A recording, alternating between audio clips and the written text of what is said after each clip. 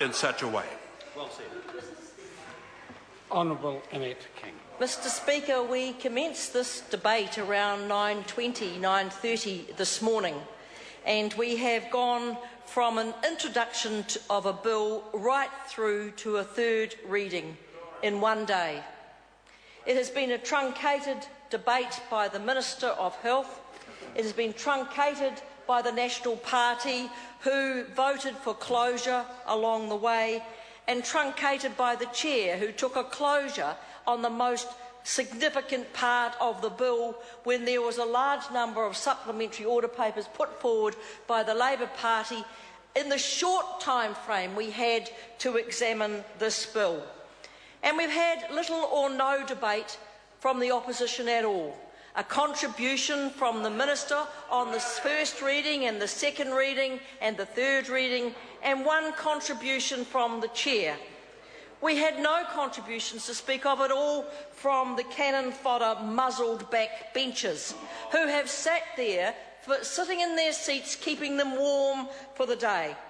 They had neither read the regulatory impact statement nor the statement from the Attorney-General on this bill.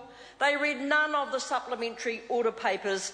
They just went along with whatever they were told and voted when they were told. What a mockery it has made of this Parliament today, because this is one of the worst processes on a bill that has been 20 years in the making, as the Minister said.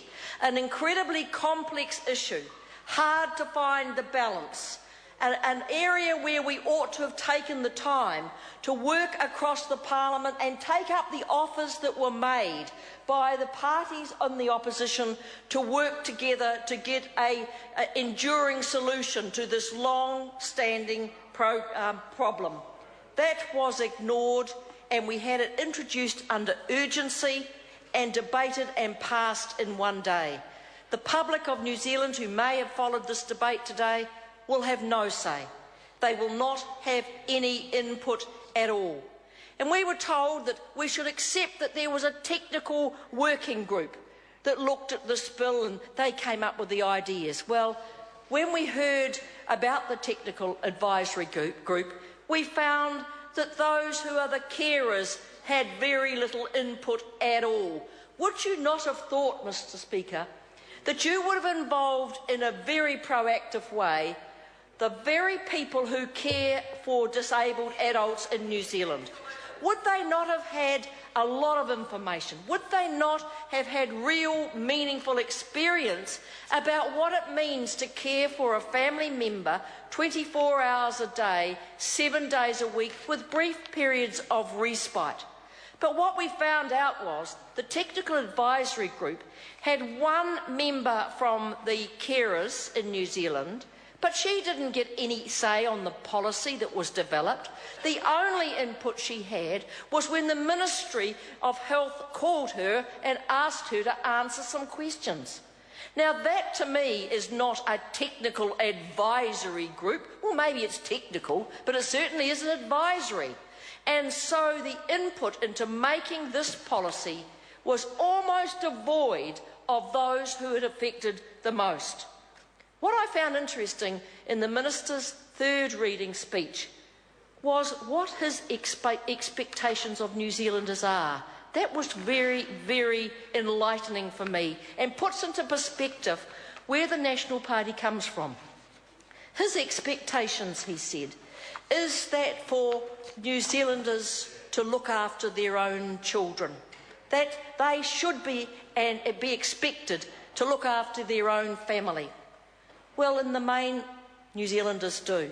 But we have always been a society that said the most vulnerable, those who are at the most risk, those who need support in the society we have would be picked up and looked after. That has been a fundamental principle of New Zealand for my lifetime and well before my lifetime. But what we heard from the Minister today is, it's dog eat dog. You look after your own. And when we have to do something about it, and we're forced to, we'll make a few concessions. That is not the New Zealand I want to live in. That is not the New Zealand that most people expect. They expect us to look after the most vulnerable in our society. And the most vulnerable we could have at this stage, Mr. Speaker, are those who are so handicapped they cannot look after themselves. We closed the institutions around New Zealand, and a darn good thing we did too. Because we closed them, we knew that we could look after them better in the community. And closing of institutions was sold to the people of New Zealand, that people would live better lives in the community and they'd be supported. Those were the principles that underpinned closing of the large institutions in this country. But that is not what we heard from the Minister. Perhaps he doesn't know that actually we do pay grandparents to raise grandchildren now. But he said we shouldn't pay and help people look after other people's children or their own children. ACC pays for carers to look after people. But we can't pay these people who haven't had an accident, but by some fate have ended up being disabled. I believe we have finally seen the face of the National Party and the underpinning philosophy of the National Party, and it is not a pretty one at all. There was insufficient time for consultation, and we've had to rely very heavily on the regulatory impact statement. It was not available until this morning when we started this debate. And as has already been said throughout the day, we were shocked at what we received. The regulatory impact statement, Mr. Speaker, and maybe this is an issue that Mr. Speaker might like to take up. The regulatory impact statement is there to provide information to this House to be able to debate a bill with some knowledge and confidence we know what we're talking about. It's a regulatory impact statement that the public can read and they can look online to see what the bill is about. One, the regulatory impact statement was not online. And secondly, it was so reducted that you could not read it. I called it the blankety blank blank blank blank regulatory impact statement. Page after page after page of blacked out information that may have helped this House. That was not good enough. I have not seen that before. I have never seen a regulatory impact statement of that order in my time in Parliament. And I often criticise the Honourable Dr. Nick Smith. But I'll give him credit for this. When the regulatory impact statement came out on better local government, he did not go through it and do this to it. He did not go through and cross out all the things he didn't like. We at least had the information to be able to debate it. Mr. Speaker, we have heard today of the many people who care for families, and we know from the feedback that's been coming into us as we debate it that there are many people who are disappointed.